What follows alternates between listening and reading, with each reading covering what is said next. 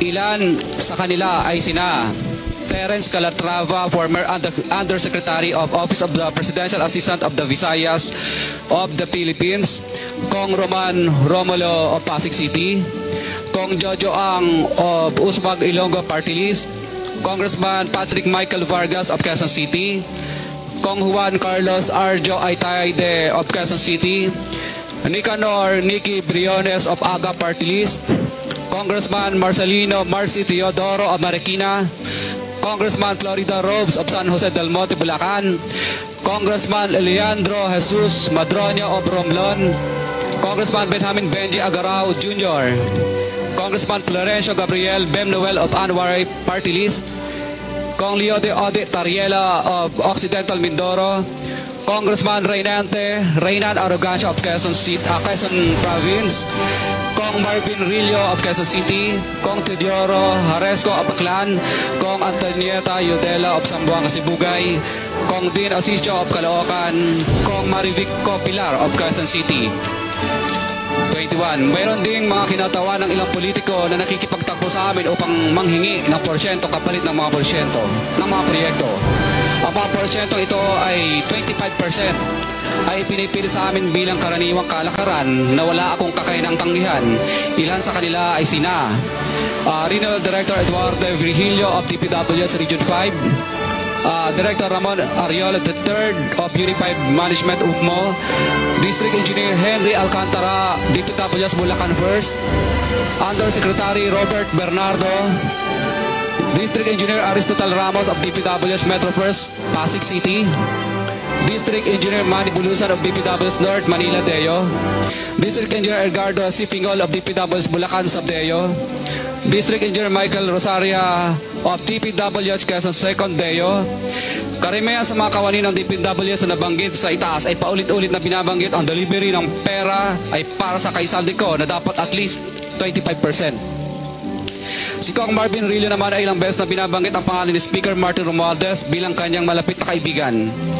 25. Sa tuwing umiinom kami sa Wine Story, sa BGC at sa Shangri-La Mall, sinasabi pa ni Kong Rillo na lahat ng kanyang request para sa pondo ay galing pa mismo sa unprogrammed funds at insertion na inaaprobahan ni Speaker. Ang tao ni Marvin Rillo na si Bogs Magalong ang pumupunta sa amin para kunin ang pera sa aming opisina o sa Wine Story. Si Kong Jojo Ang naman, lagi ring binabanggit sa lahat ng project sa kanya ay papondo ni Speaker at ni Saldico. Mataas ang hinihingi sa project, dagdag pa niya, hindi naman lahat ng pera ay para sa kanya, kundi para kay Speaker at kay Saldico.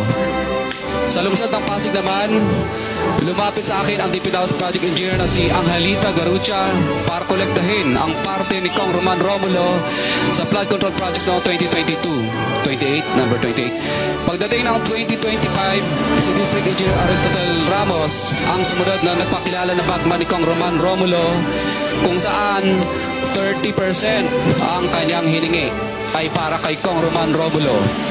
Sinabihan ko kay D.E. Ramos na masyado namang mataas, ngunit sinabing niya na walang magagawa dito dahil pondo ito galing sa unprogram funds at insertion galing sa taas. Sa ilang pagkakataon, ang mga politiko na personal na inabutan ng halaga ayon sa hiningin nilang porsyento mula sa proyekto. Ang pagbabayad na ito ay hindi naman kagustuhan kundi isang hakbang na ginawa namin dahil sa matinding panggigipit. Ilan sa kanila ay sina Kong Antonieta Yudela kasama ang kanyang asawa, Kong Marvin Rillo of Quezon City, Kong Nicky Briones of AGA Party List, Arturo N. Ataide, ama ni Kong Arjo Ataide, Kong Florencio Gabriel Bemnoel of Anwaray Party List, Kong Leandro Jesus Madroño of Romblon, Kong Benjamin Benji Agarao Jr.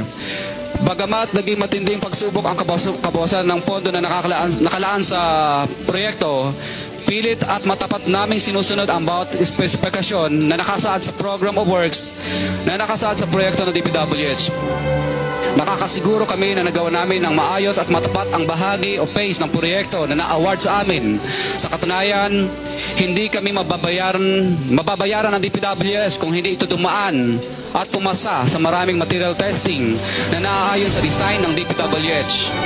Ina-assess at ini-inspect ng DPWH ang bawat proyekto base sa natapos na parte o accomplishment. Napilitan kami na i-absorb ang kabawasan na ito na nagdudulot ng maliit na kita o pagkalubi sa ilang projects. Para makabawi, ginadamihan na lang namin ang partisipasyon sa mga projects. Taliwas sa mga lumalabas na may mga impormasyon sa publiko, hindi kailanman kami gumawa ng ghost projects. At masugid kami nag-i-inspect sa lahat ng aming mga natapos na projects. Handa po kaming tumistigo ng walang pilit at kusang loob bilang state witness at sabihin ang lahat ng nangyayaring katiwalaan ng Kamara, DPWH at iba pang mga kawani ng gobyerno upang gawin ang tama. Kami ay lubos na humingi ng tulong sa Senate Blue Ribbon Committee na pinamumuno ng buting Chairman Senator Dante Marcoleta at kay President Bongbong Marcos para sa proteksyon at seguridad ng aming pamilya. Ang salaysay na ito ay kusang loob namin ginawa at walang sino mang pumilit na gawin ito. Sa katotohanan ng lahat ay nilagdaan namin ang salaysay na ito ng kusang loob at walang pumipilit. Sign, Pacifico of Vizcaya, nagsasalaysay. Notaryado po. For the record, this sworn statement was notarized by a certain Attorney Reynaldo F. Segoviense